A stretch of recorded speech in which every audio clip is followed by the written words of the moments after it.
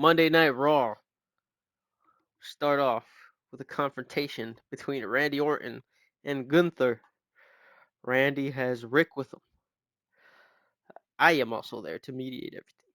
Gunther starts off by saying, Randy, I'm quite disappointed in you. Not only was I excited to face John Cena, who, let's face it, is the far superior wrestler, but I've already beaten you for this title. So you can see why I'm disappointed to face you. I know I can beat you. Hell, last week you even proved you even proved that by taking the coward's way out of your match, bringing out that old washed up filth Ric Flair to do your dirty work. It's pathetic. And the worst part is, you're falling apart. Your back is taking a beating this year. And let me tell you, Randy, at WrestleMania, I'm taking the dog out back and putting it out of its misery. Randy smiles and says, Gunther, you know damn well you didn't earn that championship. You took advantage of an injured and beaten up version of me. A version of me, might I add, that had just gone through a very physical steel cage match against Damian Priest. You're not good enough to beat me when I'm 100%. You, you saw what I did to Jay. Same thing is going to happen to you. Gunther smiles. He's about to reply when Cena's music hits. Cena makes his way to the ring, grabs a mic. Before he says anything, I ask, Cena, what are you doing here? Great question. Well, to put it plainly, I can't let it go. Last week sucked. He looks directly at Flair as he continues. My whole community was destroyed. Andre Chase is in the hospital. So is Duke. I don't know when they'll be back. And it's all because of him. Cena points at Randy. Now, I can accept that I lost my WrestleMania match. What I can't accept is Randy achieving anything else in his career. So I can't sit by and watch him try to win 17. Not before I do. WrestleMania might be off the cards for me, but I still won the chamber. I am owed a world title shot, and I want it tonight. Randy starts saying, no, no, no, no, no, no. This is not how it works. You don't get everything you want just because you're John Cena. Title shots have to be earned. Shut up! We hear Gunther yell at Randy. Cena, you want this match tonight? You got it. I'll see you later. Gunther walks off. We then see a shot of Randy getting in Cena's face and telling him he'll regret that. Randy walks out of the ring. Flair walks out behind him while also staring down Cena in the process. We then go to commercial. So main event tonight, John Cena versus Gunther for the WWE Championship. Uh, we come back from commercial. We are in the Judgment Day's locker room. Priest is hyping everyone in there up. Okay, it's a big night for us. For all of us. Tonight, I get my hands on Finn. Rhea, she gets her hands on Roxanne. In theory, you get your hands on Grayson. I know you told us earlier, Theory, but are you sure you don't want us out there tonight? We know Grayson is going to cheat any chance he gets. And with such high stakes on the line, we just want to make sure everything is fair. You don't got to worry about me, says Theory. Trust me on this. I mean, yeah, if I lose, I'm out the Judgment Day, but I'm not worried. Finally, being able to get my hands on that backstabber is going to be worth every second. I'm going to savor this. All right. As long as you're sure, Rhea replies. But man, how good is it going to be when I get my hands on Roxanne again? I feel like this has been a long time coming. Hell, it was all the way back at War Games when she had attacked me when I was trying to save you guys. Or hell, how about a few months ago when I had to team up with her and Bianca? She didn't even help us after the match, where we got beat down by the Bloodline. It's gonna, it's gonna be good to get that. It's gonna be good to what? It's gonna be good to get my hands on that twerp and show him respect. Yeah, we got a big night tonight, Priest reiterates. All right, everyone, group huddle. 3, 2, 1 for Bad Bunny. All right. Cut to the ring where Imperium and Mello and JD are already in there. waiting for the final team. Roman comes out first, then Jay.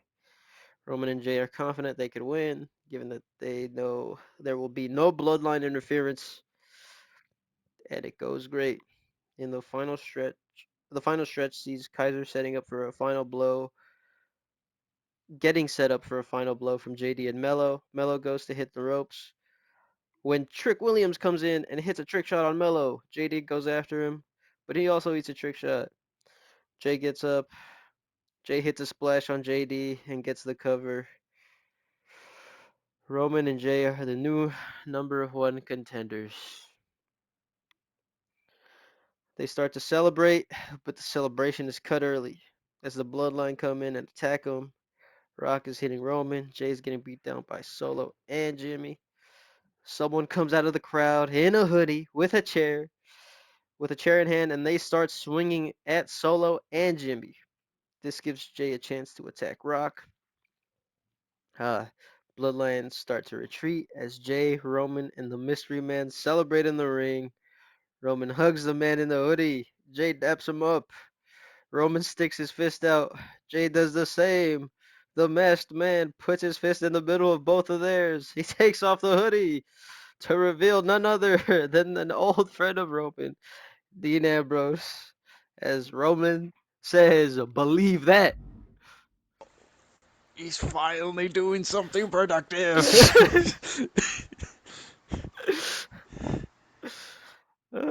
It's all part of my plan. You'll see. Such a painful plan to get to, but we got there. uh, we then get a video package for Tiffany and Bliss, basically saying they are ready for whoever is challenging them at WrestleMania. They won these titles and they're not going to give them up that easy.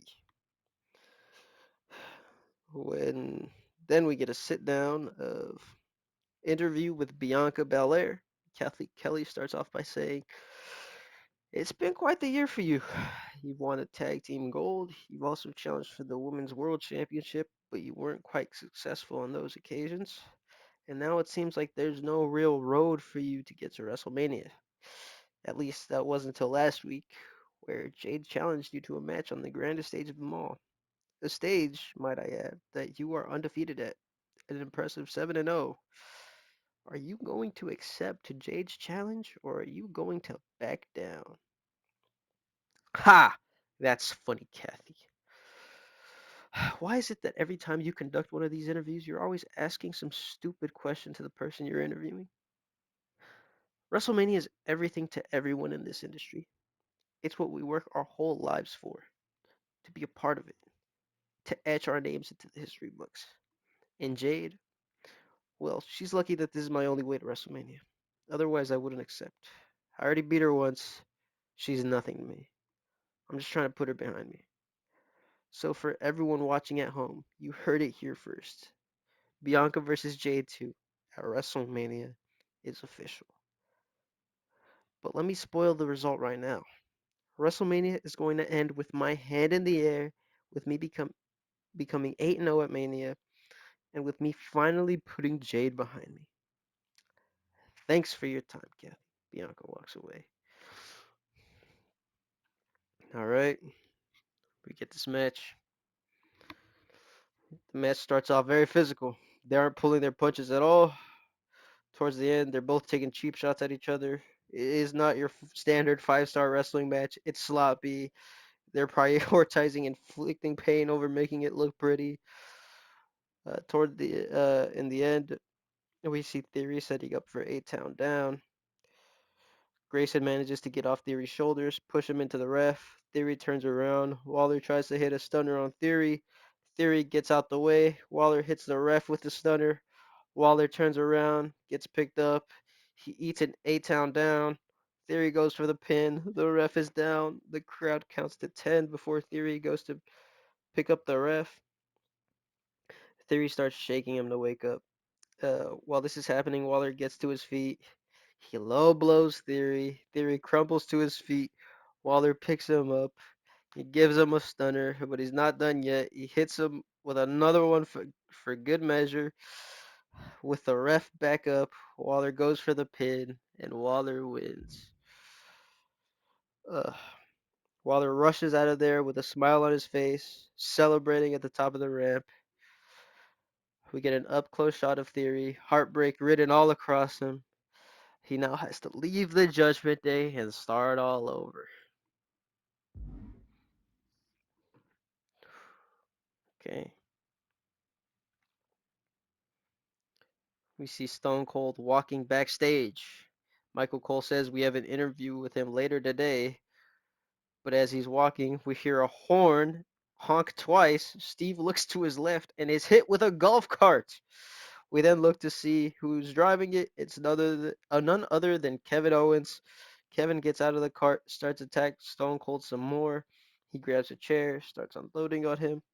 The whole time he's yelling about how Stone Cold betrayed him and that Stone Cold is going to pay for what he did.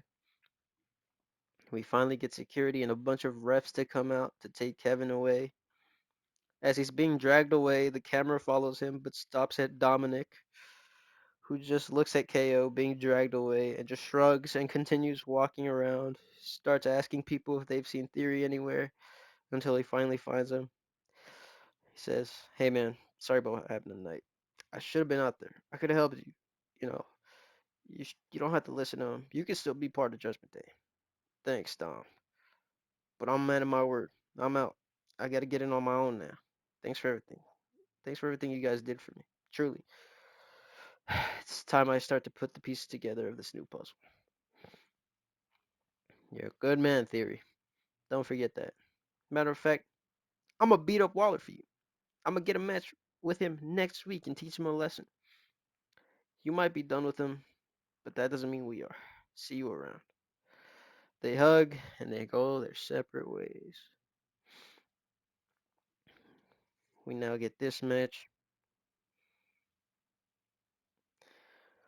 The match is mostly Finn and Priest. We get a glimpse of Rhea versus Roxanne, but Rox mostly tries to stay out of it. Rhea keeps teasing her to tag back in, but she doesn't. Finn gets his shit rocked a bunch. The NC's Priest hit Finn with the South of Heaven. He goes for the cover, uh, but when he gets to the count of two, JD comes in and starts attacking him. Rhea goes for JD, but Roxanne starts taking her attention. Finn and JD's just start jumping Priest. When Dom comes out to even the numbers, we then see just a giant brawl between them. Finn and Priest are near the entranceway. Priest grabs Finn's head and slams it so hard into the LEDs that his head goes through it. Priest turns his attention to JD, who is getting obliterated by Dom with a kendo stick. Priest hits him with the South of Heaven through the announce table. The whole time, Roxanne has just started to run away through the crowd with Rhea running behind her. We end with Priest and Dom celebrating in the ring. Damian and Rhea win via DQ.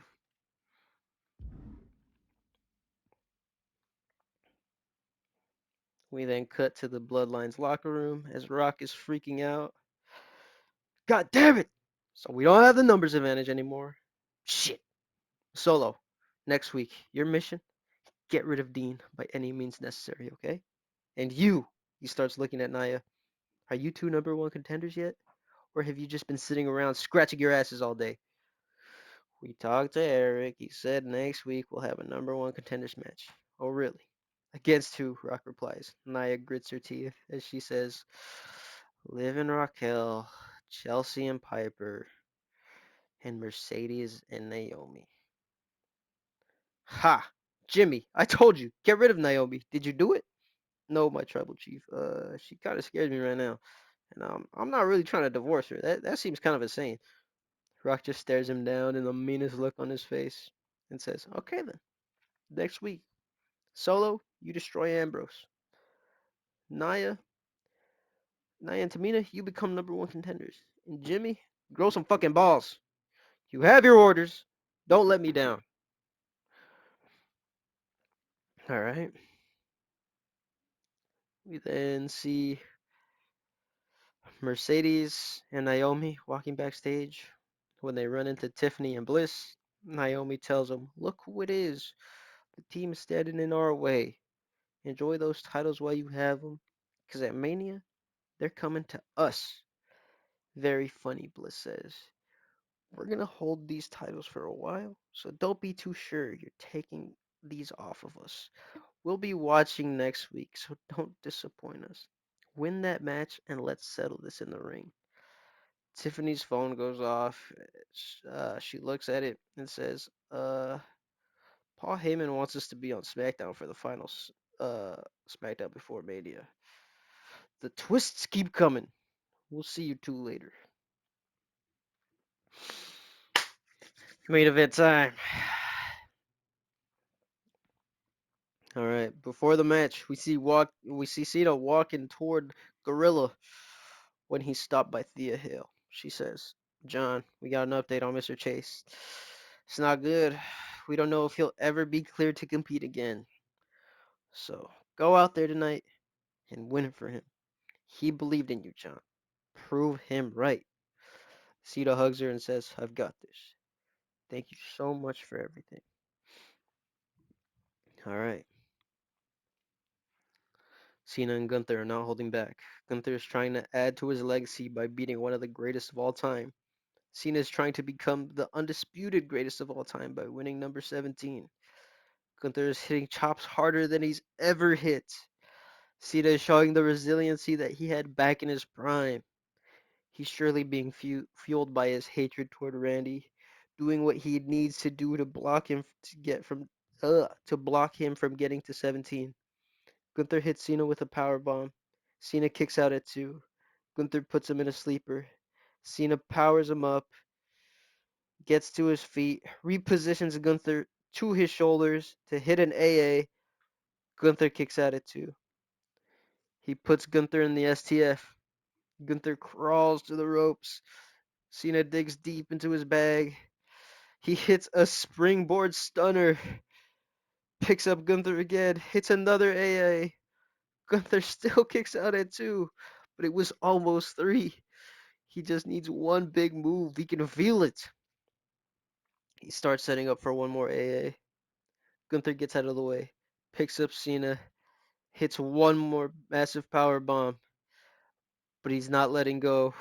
He picks him back up again to hit another power bomb. He lets go. He's not done though. He climbs the top rope. Gunther hits a splash on Cena. 1, 2, kick out.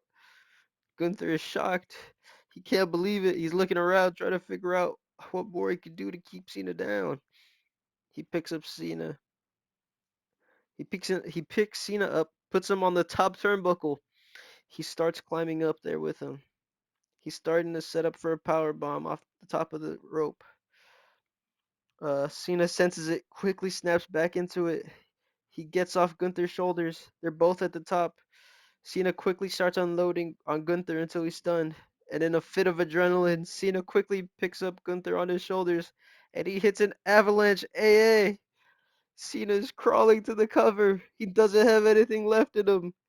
He's able to finally put one hand on Gunther's chest.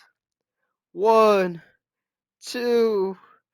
Cena gets attacked at 2 by none other than Randy Orton. The match ends in DQ as Randy keeps unloading on Cena. Rick comes out and helps with a beatdown.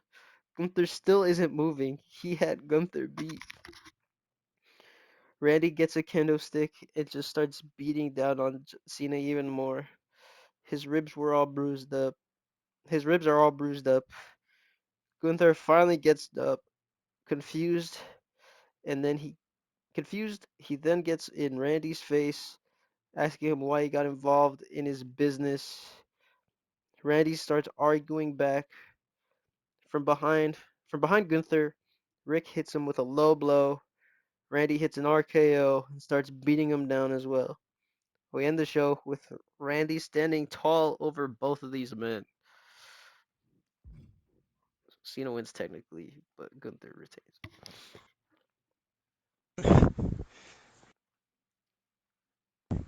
I don't know if having Ric Flair get involved in anything is a smart idea. That man is one adrenaline rush away from death. Just the way I like it. What a way to sell WrestleMania. Ric Flair died for this. The moment someone beats his record comes Master Uwe. My time has come. Okay.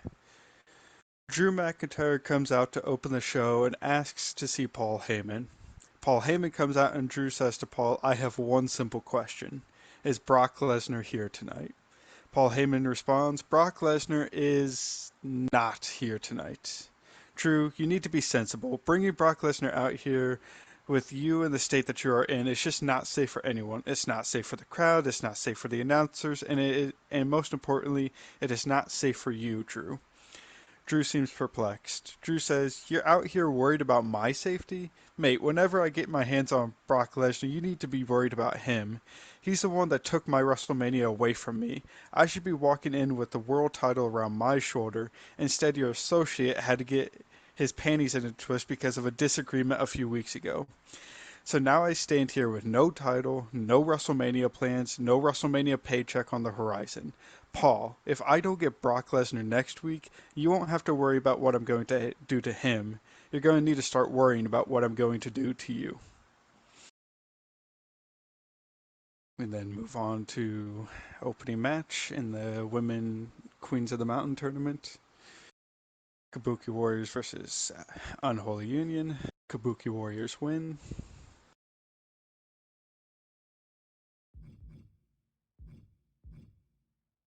Um, After the match, Karrion Kross and the Final Testament speak about Cody and Ricochet and what is next for the Final Testament. Cody and Ricochet then confront and say, "Last week you asked to tell uh, you asked to tell you if how you're handling business is a problem, and we've thought about it for the past week, and we feel like you owe us a title rematch." Cross laughs and says, I should have expected this. Of course you guys want a rematch. But like I said last week, I don't play fair. So if you want another crack at these tag titles, you're going to have to earn them. Cody then steps to Cross and says, well, how about me and you go out there right now, and when I beat you, we get our title rematch. Cross tells him to be careful what he's asking, because those who step to him tend not to come out the same. But even with that possibility, I want others to have a chance to make it to Mania. So here's what I'm going to do. I'm going to walk into Mr. Heyman's office and ask him to set you guys up with a tag match later tonight. And whoever wins gets the title shots.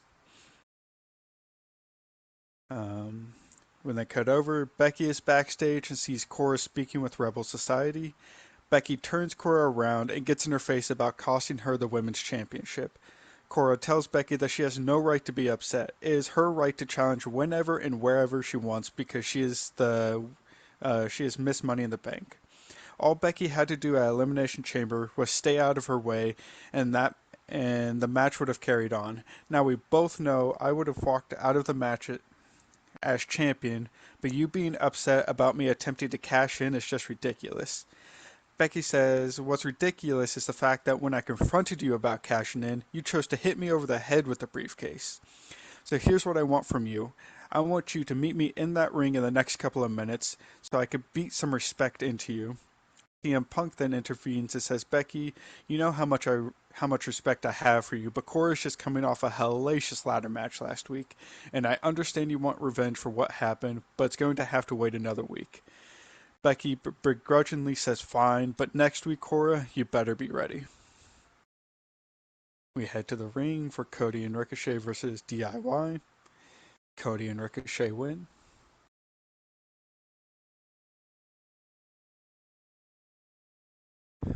Sami Zayn and Bronson Reed are walking around backstage, and Paul Heyman approaches them. Heyman says he has a huge problem with Drew McIntyre. He wants Brock Lesnar, but he has no way of making Brock show up next week. Sami asks what he wants him to do about it. Heyman says, I need you to defend your title against Drew. Hopefully just getting another title match is enough to satisfy him and prevent him from taking my head off. Sami looks confused and says, you want me to give Drew a title match? After all you've done to me, you just want me to give you what you want. No. You've got yourself into this situation. It's time for you to dig yourself out of the pit you've dug. Paul says, Sami, I don't Know if you have forgotten, but this is my brand. I was being courteous when I was asking, but now I'm telling you, you are defending that title tonight against Drew. Sammy then steps to Paul and says, do you really want two people upset with you? Because I think you forgot who I am. I am your world champion, and Bronson here would gladly throw out some trash. Paul says, fine, have it your way, Sammy. You don't have to defend your title tonight, but I am giving Drew a shot at earning another title shot because he's going one on one against Bronson Reed in the main event. If Drew wins, he gets a title shot next week. We then cut back to the ring for Ilya Dragunov versus Bobby Lashley for the U.S. title. The match ends when both Andrade and Braun Breaker come out and attack Bobby and Ilya. Paul Heyman then comes out and says he is tired of the run-ins and next week he is making a 2v2 match. Ilya and Braun are going to team up against Lashley and Andrade. Ilya retains via DQ.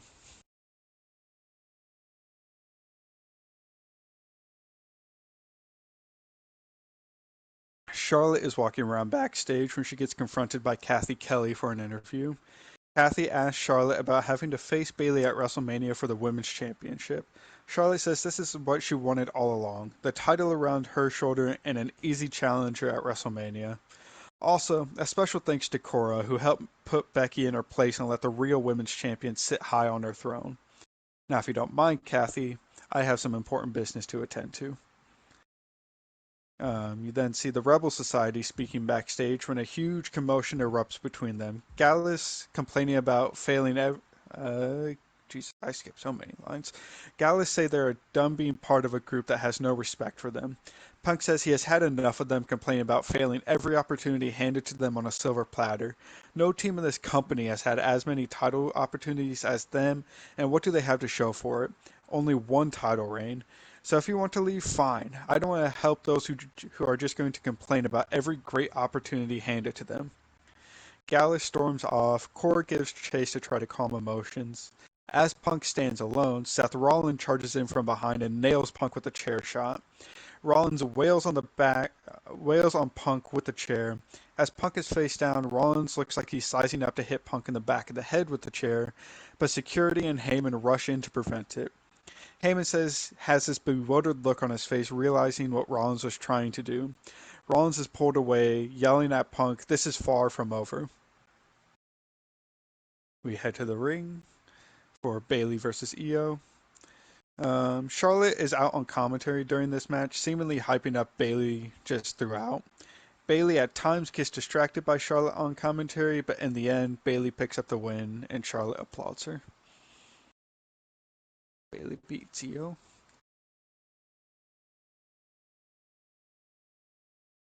Um, Sami Zayn is walking around backstage ahead of the main event when he gets confronted by Drew McIntyre. Drew says, Sami, I know you have nothing to do with Brock Lesnar costing me at Elimination Chamber, but understand you still have what I want. So don't take it personally when I destroy your human meat shield, Bronson Reed, tonight. It's just what I have to do to get back that world title. Sami reminds Drew about the first time those two met in the ring and who came out on top. Drew says, yeah, Bronson got a win over him, but the next time they met, Drew got his win back. So thank you for reminding me that this is our rubber match. So let alone do I get a world title match next week, but I also get to pick up that decisive win over Bronson. Drew then heads towards the ring. Drew McIntyre versus Bronson Reed in the main event. Just like their previous encounters, this match is hard hitting. Both men are in the middle of the ring just trading headbutts and haymakers.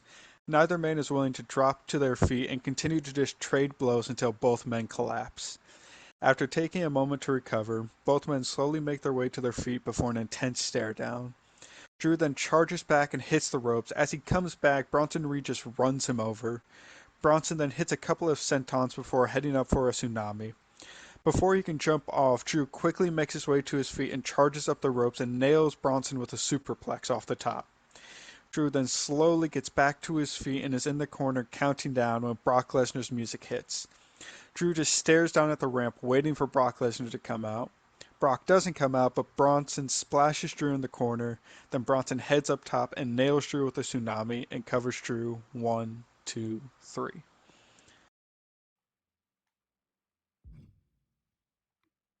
How dare he?